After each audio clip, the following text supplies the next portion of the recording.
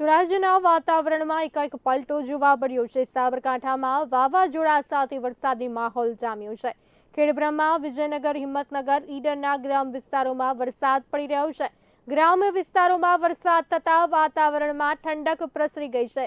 ગ્રામ વિસ્તારોમાં કરા સાથે વરસાદ પડી રહ્યો છે। હવામાન વિભાગની આગાહી મુજબ જિલ્લામાં વરસાદી માહોલ રહેશે। આગામી 3 દિવસ ઉનાળુ બાજરી, તલ સહિતના પાકને નુકસાન જવાની ભીતિ સેવાઈ રહી છે।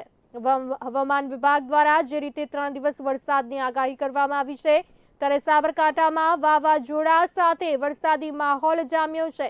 ખેડબ્રહ્મા, વિજયનગર, હિંમતનગર, ઈડરના ગ્રામ વિસ્તારોમાં વરસાદ પડી રહ્યો છે। ગ્રામ્ય વિસ્તારોમાં કરા સાથે વરસાદ પડી રહ્યો છે। હવામાન વિભાગની આગાહી મુજબ જિલ્લામાં વરસાદી માહોલ જામ્યો છે। તો આ વરસાદી માહોલ ઉનાળાની ઋતુ વચ્ચે જામ્યો છે, ત્યારે ઉનાળુ બાજરી, તલ સહિતના પાકને નુકસાન પહોંચવાની ભીતિ સેવાઈ રહી છે।